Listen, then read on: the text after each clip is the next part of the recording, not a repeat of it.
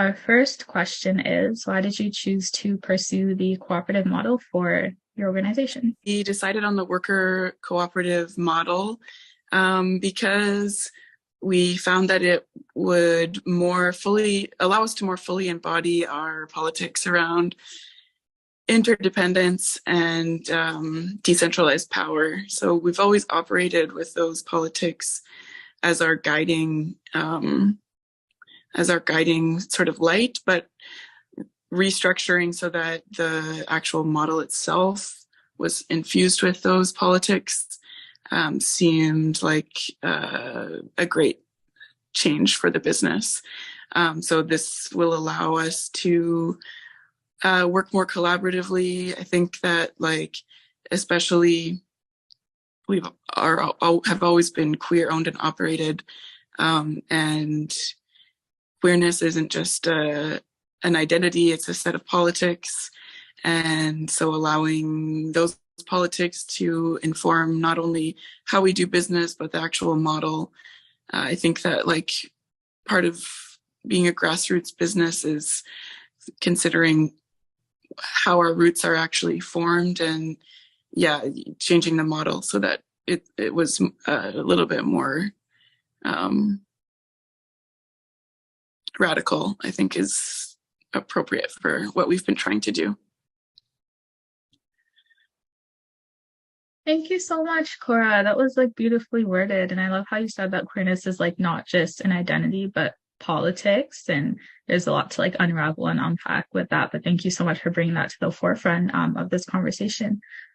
Question number 2 is, what has your organization sort of been able to achieve in pursuing the cooperative model that may have been perhaps a little bit more difficult if you were under operations with a traditional business model? So something that wasn't necessarily challenging as a sole proprietorship, but has definitely sort of like been taken to the next level, sort of as soon as we started the conversion process, was just the level of collaboration that we started using. People always have ideas, and it's always been empowering space, but I think there's a difference knowing that you actually get to take ownership over your idea, watch it play out, and see the rewards of that idea playing out. Has really changed the way that we're all interacting with each other, both in taking initiative and taking ownership, but also in being able to take a step back when it's not the area that you're skilled at. And so, just like the way that we've been working together has sort of like had a breath of life given to it and allowed for us to work more efficiently, a little bit more flexibly, and in a more kind of exciting and collaborative way. And then on a really practical level, just the amount of resources available for co-ops versus sole proprietorships. We've been able to access several grants for the process of conversion and for the process of getting our co-op set up. So, especially for a group such as we are, queer anti-capitalists, we're not super strongly prioritizing profits. So having resources that we can tap into that help us in the training, in the strengthening of our policies and procedures, those funds have been hugely beneficial for us and will continue into the future.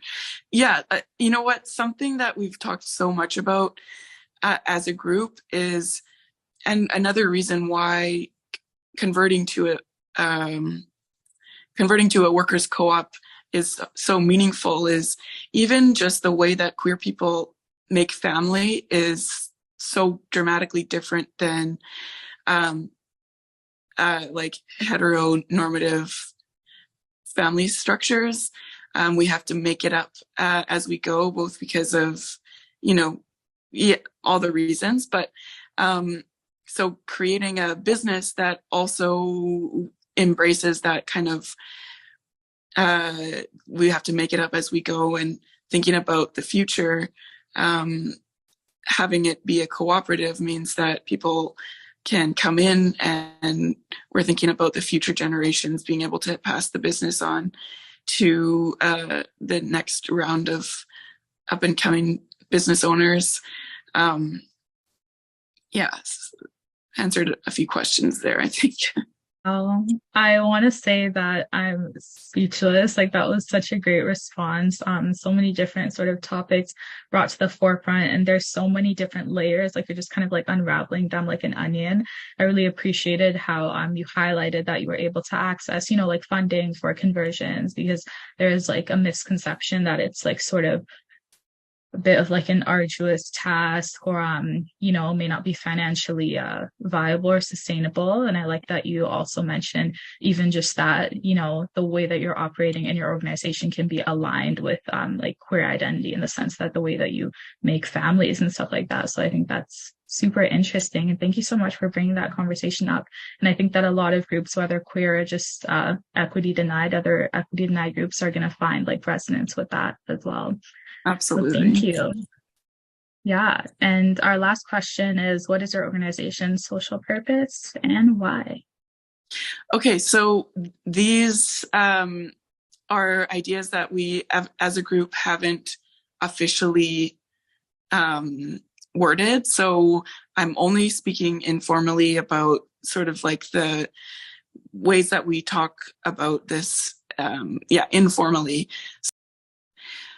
We are a group of queer, neurodivergent folks who are committed to decolonization, anti-capitalism, and essentially like watching white supremacy burn down.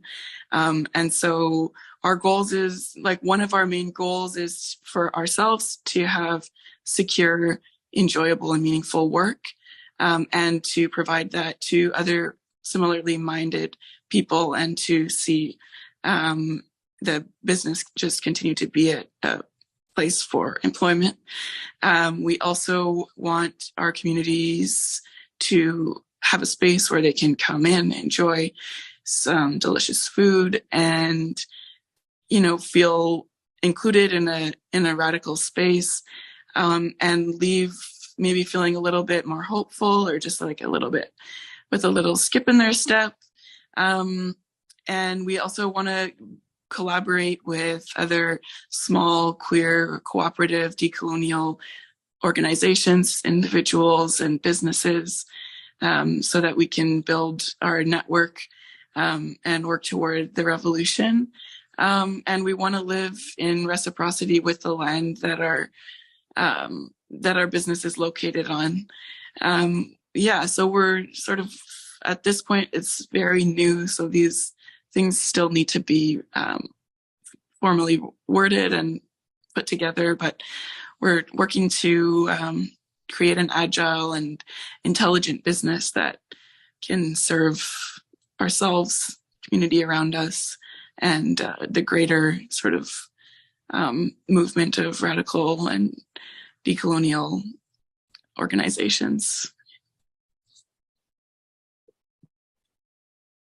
Well, I think you very clearly and eloquently and formally worded it there. So that was so great. Everything you shared was so beautiful and so touching. Thank you so much for being here and for being a part. I really enjoyed on this interview. You brought up like a lot of very insightful themes, and thank you so much for your time.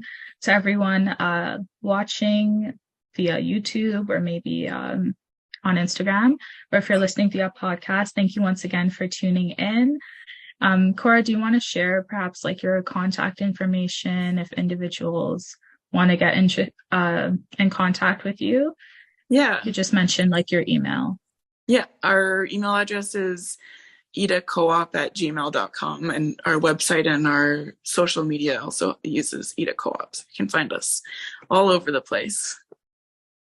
Okay, and for those listening and watching, that's EADHA, Eadha Bakery. All right, so that's it. Thank you so much for tuning into another episode of our JEDDI Equity Denied Group Spotlight series, and I hope you enjoy the rest of your day.